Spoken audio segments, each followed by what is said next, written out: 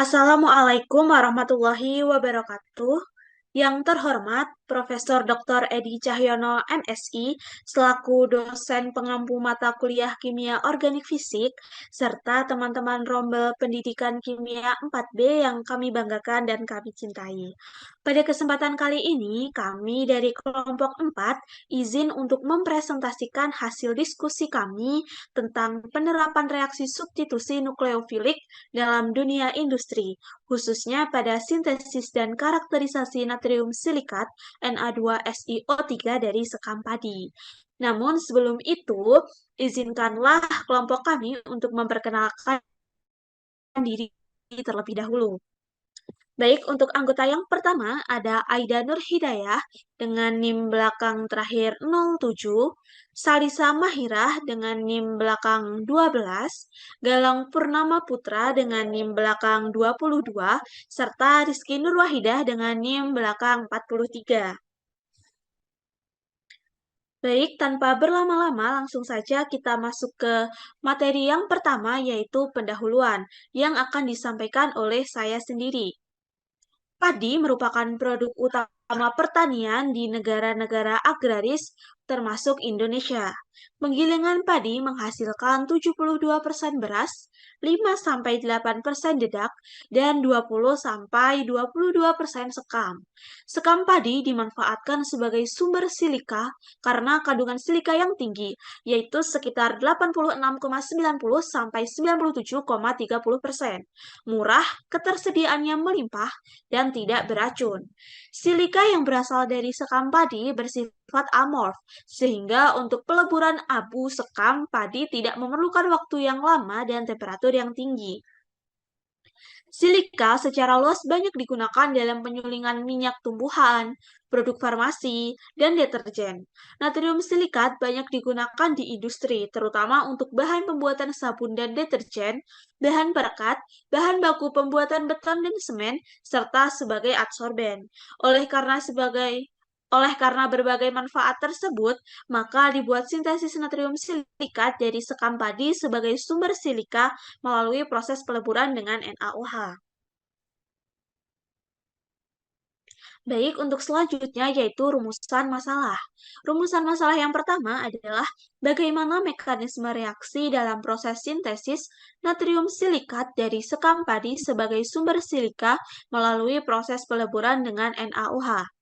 Yang kedua, bagaimana pemodelan senyawa menggunakan hypercam dalam proses sintesis natrium silikat dari sekam padi sebagai sumber silika.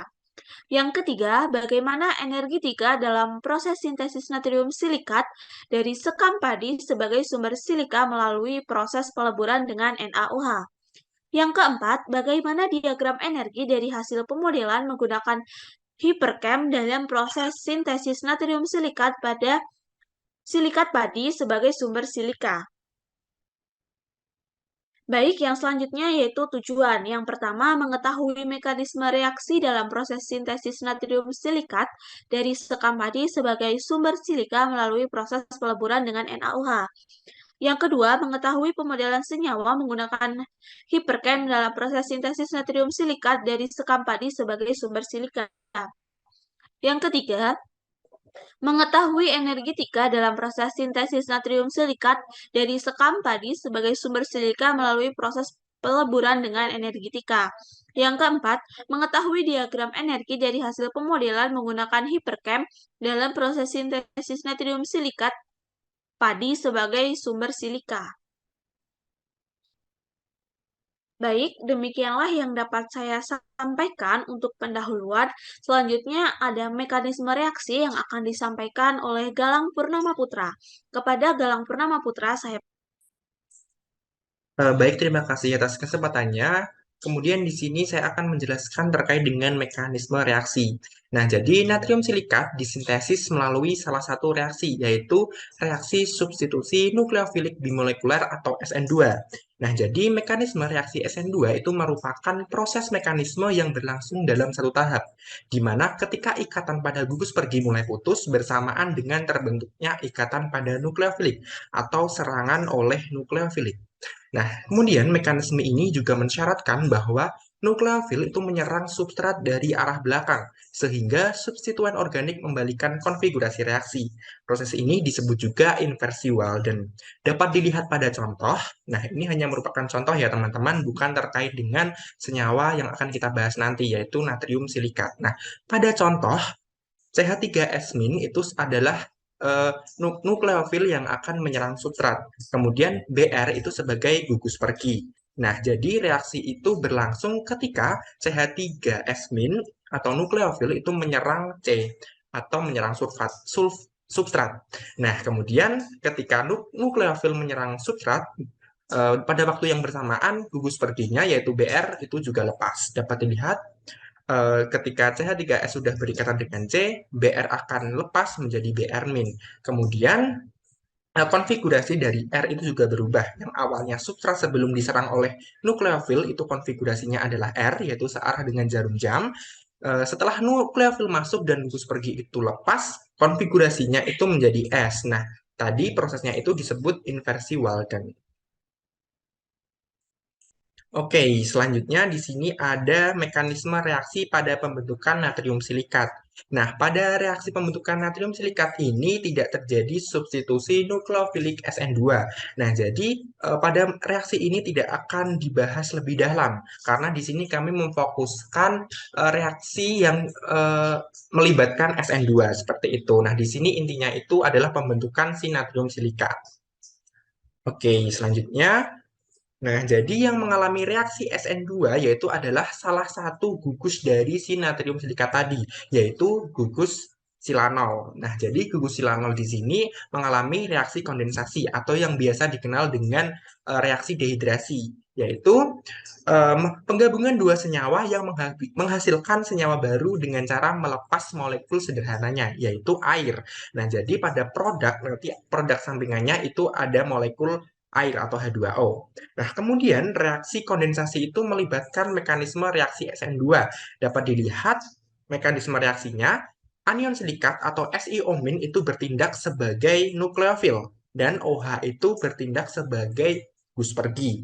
Nah, kemudian pada keadaan transisi, si anion silikat itu mulai masuk menyerang Si dari arah belakang dan OH-nya itu masih belum lepas. Nah, karena pada keadaan transisi. Nah, seharusnya di sini ikatannya itu parsial yang ditandai dengan ikatan antara Si dengan OH itu putus-putus dan Si dengan OSI itu putus-putus.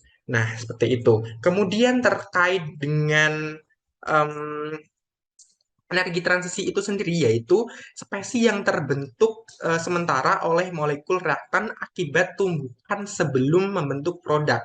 Nah, itu dinamakan keadaan transisi.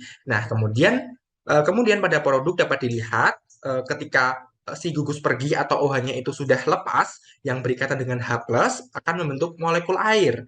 Kemudian si anion silikat itu berikatan dengan Si membentuk produk utama kita yaitu siloksan atau Si2O. Nah, itu saja yang bisa saya sampaikan. Kemudian terkait dengan pemodelan senyawa menggunakan hyperchem akan disampaikan oleh rekan saya yaitu Aida. Kepada Aida dipersilahkan.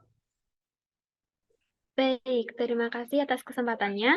Selanjutnya yaitu permodelan bentuk molekul secara 3 dimensi melalui software HyperChem.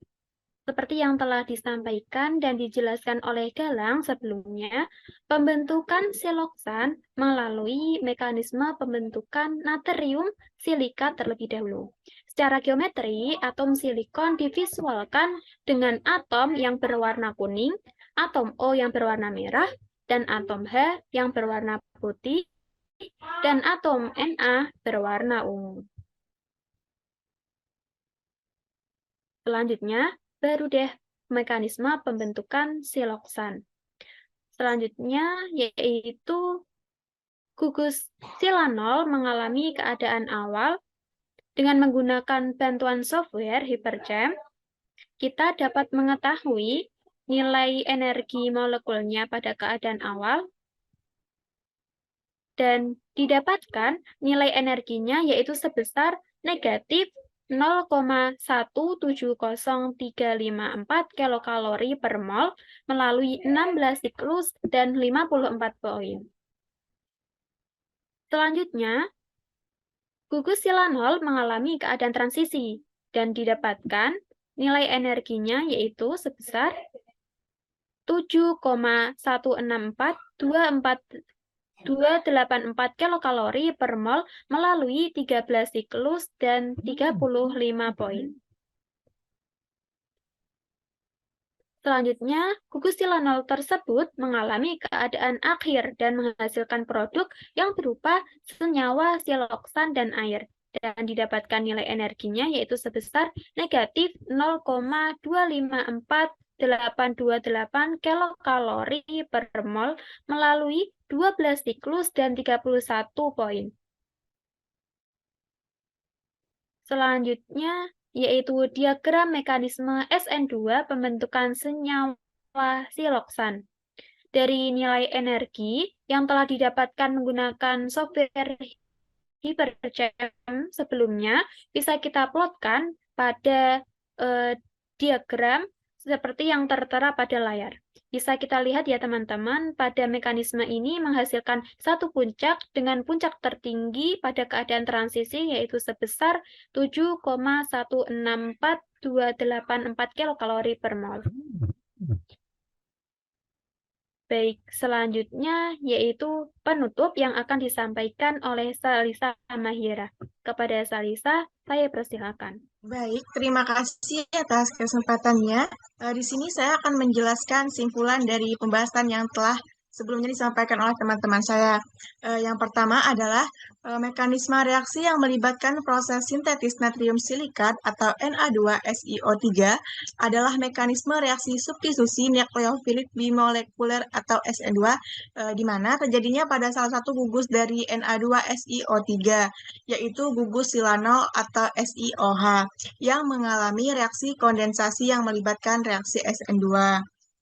Yang kedua, untuk permodelan senyawa di sini kita menggunakan hyperchem, di mana pada hyperchem untuk senyawa-senyawanya memiliki warna dan besar yang berbeda sesuai jenis senyawa yang digunakan yang telah dijelaskan oleh Aida tadi.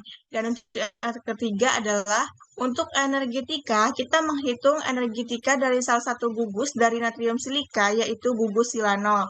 Pada gugus silanol ini, seperti yang sudah dijelaskan tadi, mengalami reaksi SN2. Di mana dalam hal ini energetika yaitu yang dihitungnya pada reaktan SiOH plus SiO plus H plus sebesar negatif 0,170354 kilokalori per mol. Kemudian energetikanya pada keadaan transisi OH SiO Si plus H plus sebesar 7,164284 kilokalori per mol. Dan yang terakhir energetika pada produk Si2O atau siloksan dan H2O sebesar negatif 0,254828 kilokalori per mol.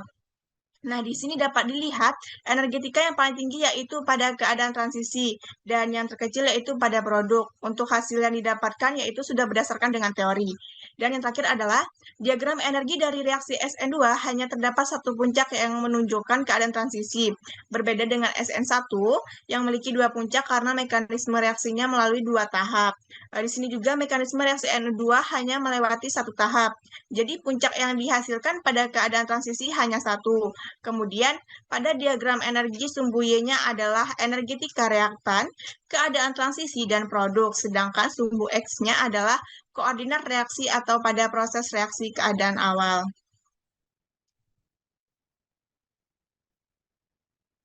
Sekian pemaparan materi dari kelompok kami, saya kembalikan kepada moderator.